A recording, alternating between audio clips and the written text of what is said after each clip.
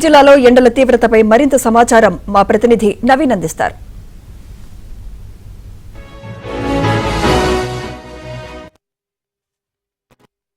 వరంగల్లో ఎండలు దంచి కొడుతున్నాయి. ఉదయం 10 దాటితే చాలు ఎవరు కూడా బయటకు రాలేకపోతున్నారు. ఉమ్మడి వరంగల్ జిల్లా వ్యాప్తంగా మార్చి 15 తర్వాత ఎండల తీవ్రత పెరిగింది. ఉదయం బయటికి రావాలంటేనే భయపడేటువంటి పరిస్థితి వచ్చింది. మనం చూస్తున్నాం రోడ్లు కూడా మధ్యాహ్నం అయితే చాలు రోడ్లన్నీ కూడా నిర్మానుష్యం అవుతున్నాయి. ఇక్కడ స్థానికులు ఉన్నారు, మాట్లాడించేటువంటి ప్రయత్నం చేస్తాం. ఎక్కడి నుంచి వస్తున్నారు మీరు? ఎండలు ఎట్లా? రంగాపురం మూలపల్లి మండలం అక్కడి నుంచి ఎండలు పడి వస్తానా గోసపడి మా వరంగల్కి వస్తాను అంటే బచ్చంగా ఎండ కొడుతుంది. పరిచయం ఉన్నా నేను చెమటలు గాలికితోడు వస్తాను. ఏం నీళ్ళ నింపు లేకుండా ఎండలు బాగా కొడతాను సార్. మరి అంతవరకు నేను తిప్పలు పడుకుంటూ వస్తాను సార్. ఎన్ని రోజుల దగ్గర నుంచి ఎక్కువ ఉంది ఎండలు? 10 రోజులు సంది బాగా వస్తాను సార్. ఎండలు బాగా వస్తాయి. 10 రోజులు సంది పని చేసుకోలేకపోతున్నారా?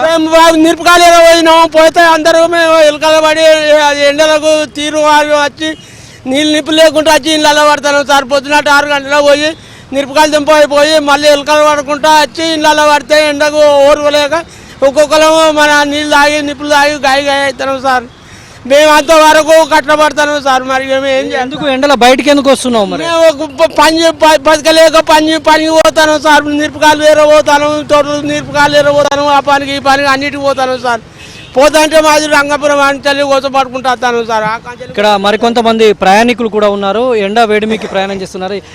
చాలాసేపటి నుంచి మీరు ఎండలో నిల్చున్నారు సార్. ఎట్లా ఉంది సార్ ఎండ తీవ్రత? తీవ్రంగా ఉన్నదండి.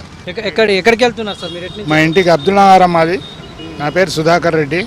బస్కే వచ్చిన బస్కు పోదామని ఇక్కడ వెయిట్ చేస్తాం. ఎప్పటి నుంచి ఎండల తీవ్రత ఎక్కువగా ఉందండి? ఈ నెల 15 నుంచి ఉన్నది. ఇంకా వేడిగాలులు పెరిగే అవకాశం ఉందంటున్నారు. గతంలో ఎట్లా ఉండే?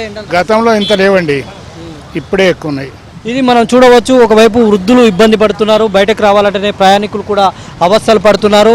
బైకిస్టులను కూడా మాట్లాడించేటువంటి ప్రయత్నం చేద్దాం. ఎక్కడి నుంచి వస్తున్నారండి? ఎండల తీవ్రత ఎట్లా ఉంది? మడికొండ. ఎండల తీవ్రత ఎట్లా ఉంది? చాలా బాగుంది. రోజు రోజుకు ఎండలు తీవ్రమైన బయటికి వెళ్ళాలంటే ఇబ్బందిగా ఉన్నది. అత్యవసర పనుల మీద వస్తున్నా కానీ ఇంటికి పోయేసరికి స్పృహ లేకుండా పరిస్థితి తయారవుతూ ఉంది.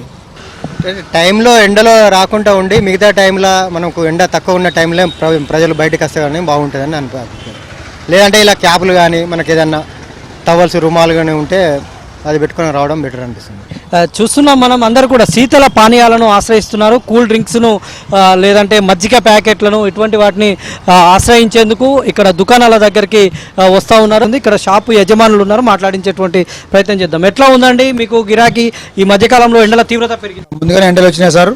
అందువల్ల కొద్దిగా పబ్లిక్ కూడా మా వ్యాపారం కూడా కొద్దిగా పెరిగింది సార్. ఇంకా చాలా బాగానే ఉంది సార్. ప్రస్తుతం చాలా బాగుంది సార్. ఎండలు ఏ టైంలో ఎక్కువ వస్తారు పబ్లిక్? ఈ మధ్యాహ్నం పూట గిరాకీ తక్కువ ఉంది సార్. సాయంత్రం పూట కొద్దిగా ఎండకు వేడికి మధ్యాహ్నం పూట బయటకు వెళ్తలేరు. సాయంత్రంలో మార్నింగ్ 10-1 గంట వరకు కొద్దిగా పబ్లిక్ వెళ్తుంది సార్.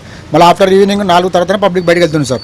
ఇది శీతల పానీయాలు అమ్ముకునేటువంటి యజమానుల యొక్క అభిప్రాయం. ఏప్రిల్ మొదటి వారం నుంచే హీట్ వేవ్స్ పెరిగేటువంటి అవకాశం ఉందని వాతావరణ శాఖ అధికారులు హెచ్చరిస్తున్నటువంటి నేపథ్యంలో తగిన ప్రికాషన్స్ తీసుకొని బయటికి రావాలని కూడా వైద్యులు సూచిస్తున్నటువంటి పరిస్థితి కనిపిస్తూ ఉంది.